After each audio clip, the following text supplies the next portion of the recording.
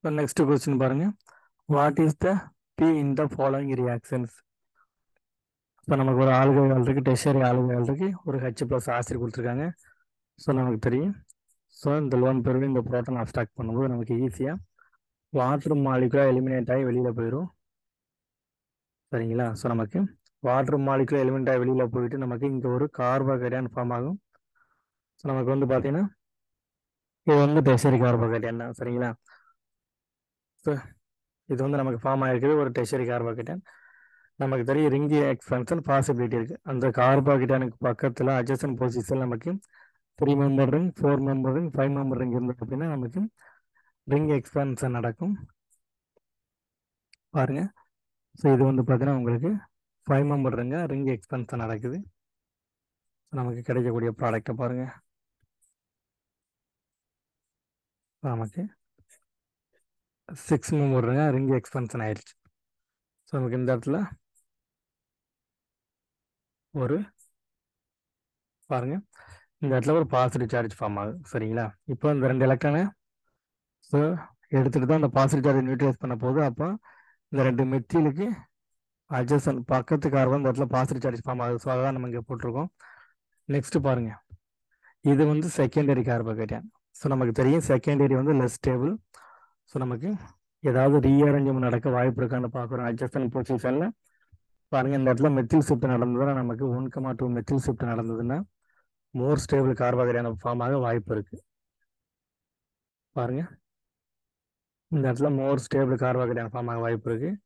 So இந்த methyl இங்கே வந்துருச்சு. இந்த மெத்தில் இங்கே ஷிஃப்ட் ஆகுது அப்படின்னா இதை தான் 1,2 மெத்தில் ஷிஃப்ட் நம்ம ஆல்ரெடி படிச்சிருக்கோம். இது 1, இது 2, அதான் 1,2 மெத்தில் ஷிஃப்ட். ஸோ நெக்ஸ்ட் பாருங்க, நெக்ஸ்ட் எலிமினேஷன் ரியாக்ஷன். ஸோ நமக்கு இது வந்து பார்த்தீங்கன்னா ஒரு பீட்டா எலிமினேஷன். நமக்கு ஆல்ரெடி ஒரு வாட்டர் மாலிகுல் எலிமினேட் வெளியே போயிருக்கேன். ஸோ இப்போ இது வந்து பார்த்தீங்கன்னா எலிமினேஷன் ரியாக்ஷன். இதுதான் இங்கே 3 ஹைட்ரஜன் இருக்கு. சரிங்களா? ஸோ நெக்ஸ்ட் பாருங்க, ஸோ நமக்கு இந்த சைடு நமக்கு 2 ஹைட்ரஜன் இருக்கு. நெக்ஸ்ட் பாருங்க, ஸோ இங்கே நமக்கு ஒரு ஹைட்ரஜன் இருக்கு. சரிங்களா? நமக்கு இந்த கார்பன்ல டேரக்டா அட்டாச் ஆகிருக்கிற கார்பன்ல இருக்க ஹைட்ரஜனை தான் நீங்க கவுண்ட் பண்ணுங்க. நீங்க தேவையில்லாம இங்க இருக்க ஹைட்ரஜன் நீங்க பார்த்துட்டு இருக்கக்கூடாது. சரிங்களா? ஸோ அப்போ நமக்கு என்ன பண்ணோம்னா எதுல வந்து லெஸ் நம்பர் ஆஃப் ஹைட்ரஜன் இருக்கும் ஸோ அதை நீங்க மேஜர் ப்ராடக்ட் வச்சுக்கோங்க. சரிங்களா? ஸோ ஜைஸ்டீப் ரூல் படி பாருங்க, மோர் சப்ஸ்டிடியூட்டட் டபுள் பாண்ட் தான் நமக்கு மேஜர் ப்ராடக்ட். ஸோ பாருங்க, இப்போ இங்க ஃபார்ம் ஆகிற டபுள் பாண்ட்ல தான் நமக்கு அதிகமான சப்ஸ்டிடியூஷன் இருக்காங்க. 1, 2, 3, 4 இந்த அல்கின் கார்பன் இருக்கு. ஸோ இந்த அல்கின் கார்பன்ல அதிகமான சப்ஸ்டிடியூஷன் இருக்கிறது நமக்கு மேஜர் ப்ராடக்ட். ஸோ அதான் நம்ம இன்னொரு விதமாக எப்படி படிச்சுக்கலாம்னா, ஸோ இந்த ஹைட்ரஜன் இருக்கிற பாருங்க, இந்த ஹைட்ரஜன்ல ஸோ இதில் வந்து லெஸ் நம்பர் ஆஃப் ஹைட்ரஜன் இருக்கும். எந்த பீட்டா கார்பன்ல லெஸ் நம்பர் ஆஃப் ஹைட்ரஜன் இருக்கோ அதுதான் மேஜர் ப்ராடக்ட் அப்படின்னு நீங்கள் படிச்சுக்கலாம். சரிங்களா? நமக்கு இந்த பேஸ் வந்து இந்த புரோட்டான் அப்ஸ்ட்ராக்ட் பண்ணுது அப்படின்னா இந்த பாண்ட் இங்கே ஷிஃப்ட் ஆகும். ஸோ இப்படி நமக்கு ஒரு ப்ராடக்ட் ஃபார்ம் ஆகும். ஸோ இன்னொரு விதமாக ஃபார்ம் ஆகணும் அப்படின்னா ஸோ இங்கே இருக்க இந்த புரோட்டான் அப்ஸ்ட்ராக்ட் பண்ணிட்டு இந்த பாண்ட் இங்கே ஷிஃப்ட் ஆகலாம்.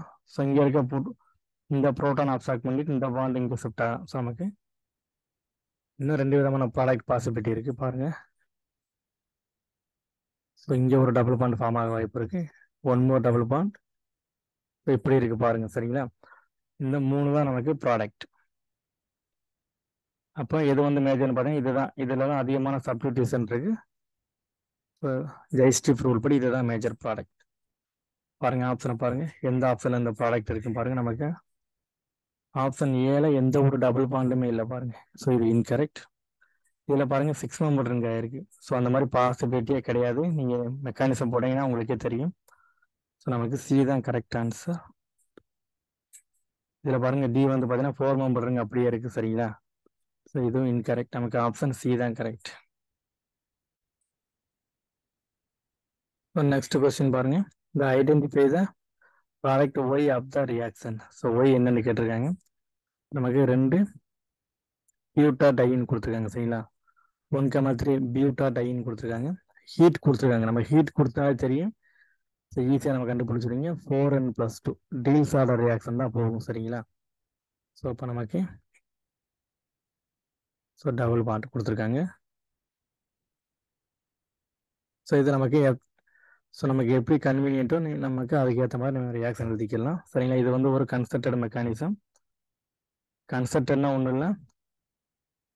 ஸோ இப்படி தான் நீங்கள் மெக்கானிசம் போட்டுக்கலாம். சரிங்களா? இப்படியும் போடலாம். நீங்கள் ஆன்டி கிளாக் வைஸில் இப்படி இந்த பாண்டை இங்கே கொண்டு வந்து அட்டாக் பண்ணலாம். சரிங்களா? அதுதான் கன்ஸ்ட்ரக்டட் மெக்கானிசம். ஃபார் எக்ஸாம்பிள் நீங்கள் இப்படி வந்து அட்டாக் பண்ணலாம். ஸோ இப்படி அட்டாக் பண்ணி இந்த பாண்ட் இங்கே வந்துட்டு ஸோ இந்த பாண்ட் இங்கேயும் அட்டாக் பண்ணலாம். சரிங்களா? ஸோ நமக்கு கிடைச்சிருக்க ப்ராடக்டை பாருங்க. நமக்கு ரியாக்ஷன் நடந்ததுக்கப்புறம் ஸோ ஒரு 6 மெம்பர் ரிங் ஃபார்ம் ஆகும். சரிங்களா? இதை 1 2 3 4 5 6. அப்போ நமக்கு இது 1 2 3 4 5 6 நமக்கு 6th பொசிஷன்ல இந்த அல்லைலி குரூப் இருக்கு. சரிங்களா? ஸோ அது பாருங்க, இந்த 6th பொசிஷன்ல நமக்கு இந்த குரூப் இருக்கு. நமக்கு பாருங்க 2க்கும் 3க்கும் நடுவில் நமக்கு ஒரு டபுள் பாண்ட் ஃபார்ம் ஆகுது இல்லையா? ஸோ இதுதான் நமக்கு டபுள் பாண்ட். ஸோ இதுதான் மேஜர் ப்ராடக்ட். பாருங்க. ஸோ இதுவும் not possible. Option C and பியில் தான் இருக்கு. பாருங்க, பி ஆப்ஷனை பாருங்க. ஸோ டபுள் பாண்ட் இருக்கு. டபுள் பாண்டுக்கு அப்புறம் நமக்கு ஒரு கார்பன் இருக்கு. இங்கேயும் ஒரு கார்பன். ஸோ நெக்ஸ்ட் இந்த அல்லைலி குரூப் இருக்கு. ஸோ இங்கிட்டு பாருங்க ஒரு கார்பன் இருக்கு, நமக்கு அல்லைலி குரூப் இருக்கு. ஸோ இந்த மாதிரி ப்ராடக்ட் வர வாய்ப்பு இருக்கு இல்லையா? சரிங்களா? ஸோ இதில் பாருங்க 2 CH2 குரூப், 2 CH2 குரூப். நமக்கு ஆப்ஷன் பி தான் கரெக்ட். சரிங்களா? இப்போ நீங்கள் இந்த ஆப்ஷன் வரலன்னா இந்த டபுள் பாண்ட் இப்படி வச்சு நீங்கள் ரியாக்ஷன் பண்ணியிருக்கலாம். சரிங்களா? பாருங்க. ஸோ இதை இப்படி ரியாக்ஷன் பண்ணீங்க அப்படின்னா உங்களுக்கு ஸோ இந்த ப்ராடக்ட் கரெக்டாக வரும். சரிங்களா? நமக்கு இந்த டபுள் பாண்டை இந்த சைடு வச்சு பண்ணியிருக்கோம். ஸோ அதனால தான் உங்களுக்கு இப்படி வந்திருக்கு. எல்லாம் சேம் ப்ராடக்ட் தான். ரெண்டுமே உங்களுக்கு சேம் ப்ராடக்ட் தான் கொடுக்கும். ஸோ ஆப்ஷன் நம்பர் பி தான் கரெக்ட். இப்போ நெக்ஸ்ட் கொஸ்டின் பாருங்க. The following turbine can be considered as, நமக்கு ஸ்ட்ரக்சர் டெர்பின் ஸ்ட்ரக்சர் கொடுத்துருக்காங்க. ஸோ இது என்னன்னு கேட்டிருக்காங்க. பைசைக்கிளிக் மோனோ டெர்பினா அல்ல பைசைக்கிளிக் செஸ்குவைட் டெர்பினா அல்லது பைசைக்கிளிக் டை டெர்பினா அல்லது பைசைக்கிளிக் ட்ரை டெர்பினான்னு கேட்டிருக்காங்க. சரிங்களா? இது ஒரு ஈஸியான கொஸ்டின்ஸ். ஸோ நமக்கு ஒரு சிம்பிள் ட்ரிக்கு தெரிஞ்சாப்போம். சரிங்களா? என்ன ட்ரிக்கு அப்படின்னா பாருங்க, நமக்கு ஸோ மோனோ டெர்பின் அப்படின்னா மோனோ டெர்பினா இருக்கணும் அப்படின்னா நம்ம கண்டிப்பாக பாருங்க ஐசோபெரின் யூனிட் பாருங்க. ஐசோபெரின் யூனிட் உங்களுக்கு தெரிஞ்சிருக்கணும். சரிங்களா? ஐசோபெரின் யூனிட் நமக்கு வந்து பார்த்தீங்கன்னா உங்களுக்கு 2 இருக்கணும். சரிங்களா? ஸோ நமக்கு ஐசோபெரின் யூனிட் 2 இருக்கணும். இதே வந்து பார்த்தீங்கன்னா உங்களுக்கு ஒயிட் டெர்பின் அப்படின்னா உங்களுக்கு ஐசோபெரின் யூனிட் வந்து பார்த்தீங்கன்னா 3 இருக்கணும். உங்களுக்கு டை டெர்பின் அப்படின்னா டை டெர்பின்ஸ் அப்படின்னா உங்களுக்கு ஐசோபெரின் யூனிட் வந்து பார்த்தீங்கன்னா யூனிட் வந்து உங்களுக்கு 4 இருக்கணும். உங்களுக்கு ட்ரை டெர்பின் அப்படின்னா உங்களுக்கு ஐசோபெரின் யூனிட் வந்து 5 இருக்கணும். ஸோ அது என்ன ஐசோபெரின் யூனிட் அப்படின்னு கேட்டிங்கன்னா உங்களுக்கு தெரியும். ஆல்ரெடி ஐசோபெரின் ஸ்ட்ரக்சர் தெரியும் உங்களுக்கு. சரிங்களா?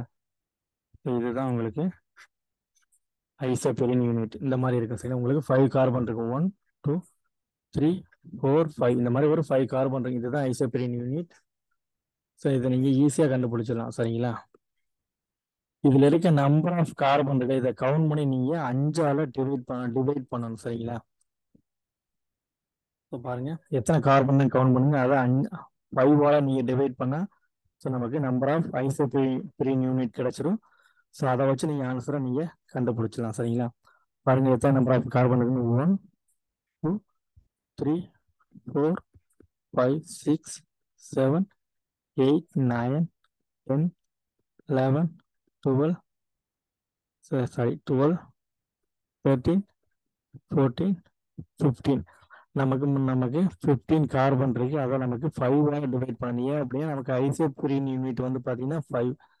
ஸோ அதுவாக நீங்கள் டிவைட் பண்ணும்போது உங்களுக்கு என்ன கிடைக்குது அப்படின்னா த்ரீ கிடைக்கும் சரிங்களா. ஸோ நமக்கு 3 ஐசோப்ரோபைன் யூனிட் இருக்கு இந்த ஸ்ட்ரக்சரில் சரிங்களா. அப்போ 3 அப்படின்னா என்ன ஸ்ட்ரக்சர்னு பாருங்க, செஸ் குவைட் டெர்பின்ஸ் சரிங்களா.